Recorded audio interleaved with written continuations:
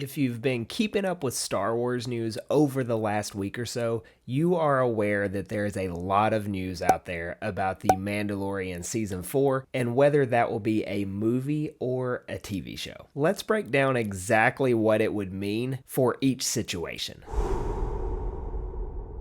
First of all, we have never seen The Mandalorian as a movie on the big screen, so let's talk about what that may look like. It's been almost 4 years since we've had Star Wars on the big screen, and even if you're not a fan of the sequel trilogy, you have to admit it's a pretty exciting time when a Star Wars movie is going to be coming out in theaters. There's a lot of hype building up to it. There's a lot of speculation. There's movie trailers out there. It's just a good time all around when we know we have Star Wars coming to the big screen. Now, if you remember the hype around the sequel trilogy, there were a lot of fans that weren't too happy with those movies, and I don't love how they turned out, but I was still really excited to go see them when they came out. Now, put something like The Mandalorian in there that is almost universally loved by Star Wars fans, and I think we're going to see a hype that we have not seen since the build up to The Last Jedi. 2016 and 2017 building up to Episode 8 was a very exciting time when it comes to theories, speculations, trailers. I think The Last Jedi trailer broke the internet. I think we would see that level of excitement leading up to a release of The Mandalorian on the big screen. Second, we're going to see a bigger budget for a movie. That's just how things work. TV is not the same quality as a movie. I think we would all agree there. So if we were to get The Mandalorian in theaters, it would be the biggest budget that we have seen so far for this series. So the quality of what we see on screen would be even better than what we have already seen. And I don't think it's been bad on Disney Plus, but it's only going to get better if it's a movie. And lastly, as most people know when it comes to movies, they're about making money. So you're going to see a large box office ticket sales number if you see The Mandalorian in theaters. Episode 7 made like $1 billion. Rogue One went over $1 billion. I want to say Episode 8 may have even hit that number, but I don't know that Episode 9 and Solo did. You'd have to check me on that. But regardless, when it comes to The Mandalorian on streaming, you get subscriptions to your streaming service. So Disney Plus sells subscriptions anywhere from like $8 to $15 a month or something like that. A lot of people will buy those subscriptions and then watch The Mandalorian, but they're going to watch a whole lot of other things too. So it's a little bit harder to gauge exactly the amount of money coming just from The Mandalorian on Disney Plus. But if you put that movie in theaters, I think you're easily going to see $1 billion box office out of it because it is such a big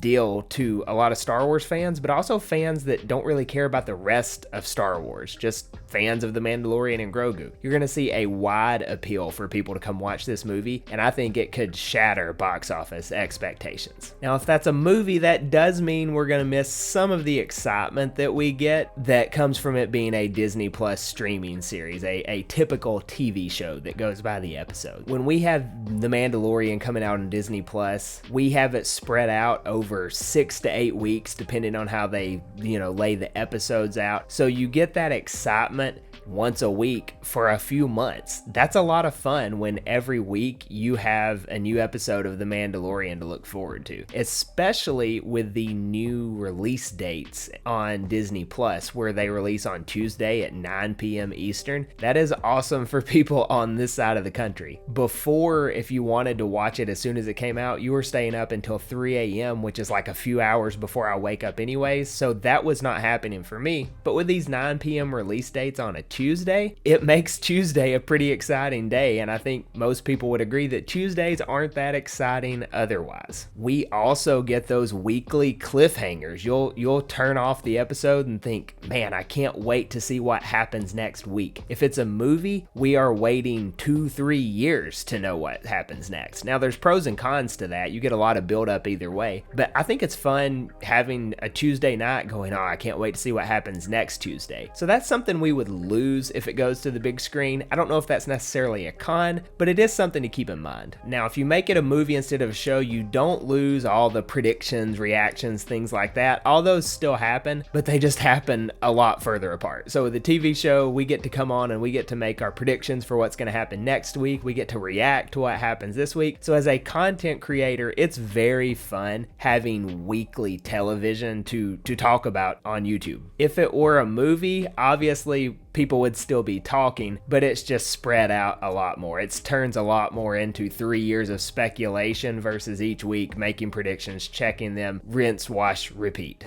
Now the reports lately are saying again, oh no, it's going to be a TV show, but in a couple weeks they'll probably be saying it's a movie again. So we can discuss this until we truly know. Filming is going to start in February of 2024 is what the reports are saying. So I would expect to know a little bit more about whether this is going to be a movie or a show within the next couple months. But until then, thanks for watching and catch one of these two videos next.